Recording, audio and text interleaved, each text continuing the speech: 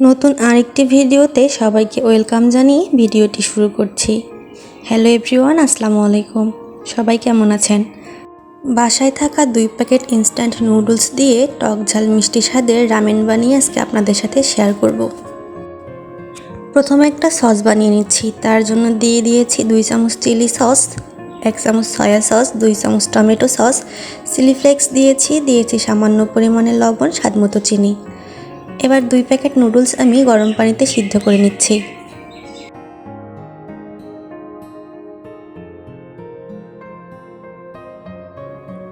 বেশি সিদ্ধ করে নিব না, আমি 2 মিনিট মতো সিদ্ধ করে নিব।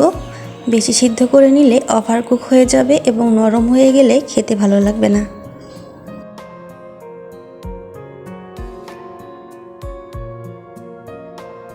নুডলসটা সিদ্ধ হয়ে গেলে একটা ছাঁকনি দিয়ে ছেঁকে নিব এবং ঠান্ডা পানি দিয়ে একটু ভিজিয়ে নিব, যেন নুডলসটা একটা আরেকটার সাথে লেগে না যায়।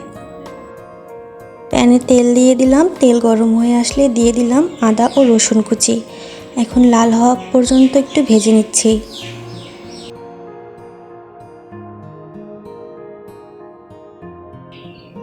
এবার অ্যাড করলাম কাঁচামরিচ কুচি, দিয়ে একটু ভেজে নিচ্ছি।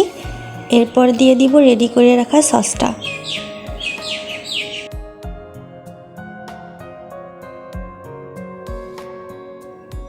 এবার অ্যাড করছি নুডলসের প্যাকেটে যে মশলা থাকে সে মশলা 2 প্যাকেট। এবার সব কিছু একসাথে ভালো মতো মিশিয়ে নিচ্ছি।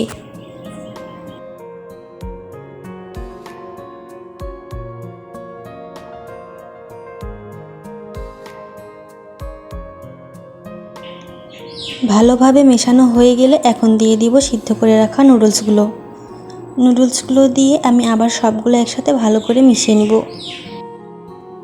এখন পর্যন্ত যারা আমার ভিডিওটি দেখছেন তাদেরকে জানাই অসংখ্য ধন্যবাদ। একটা লাইক দিয়ে পুরো ভিডিও দেখার অনুরোধ রইল। আজকে নতুন যারা আমার ভিডিওটি দেখছেন প্লিজ চ্যানেলটিকে সাবস্ক্রাইব করে দিবেন এবং ফেসবুক থেকে দেখলে পেজটিকে ফলো করে দিয়ে আমার সাথেই থাকবেন। আর ভিডিওর কোনো অংশ যদি ভালো লেগে যায় লাইক কমেন্ট করে জানাতে কিন্তু ভুলবেন না। সসের সাথে নুডলস মেশানো হয়ে গেলে আমি নুডলস সিদ্ধ করার সময় যে গরম পানিটা আলাদা করে রেখে দিয়েছিলাম সেখান থেকে একটু গরম পানি আমি দিয়ে দিচ্ছি। দিয়ে এখন সব কিছু ভালো মতো মিশিয়ে নিব। কোনো ঝামেলা ছাড়াই বাসায় থাকা নুডলসের প্যাকেট দিয়ে কিন্তু খুব সুন্দরভাবে টক ঝাল মিষ্টি স্বাদের রামেন বানিয়ে নিলাম খুব সহজেই। আপনারাও চাইলে এভাবে ফাঁকিবাজি স্টাইলে রামেন বানিয়ে নিতে পারেন। আশা করছি আপনাদের কাছেও ভালো লাগবে। রামেনটা রেডি হয়ে গেলে আমি 2 বয়েল ও একটা হাফ বয়েল ডিম দিয়ে ডেকোরেশন করে নিয়েছি। আপনারা আপনাদের পছন্দ মতো ডেকোরেশন করে নেবেন। ভিডিওটি কেমন লাগলো আমাকে কমেন্ট করে জানাতে পারেন।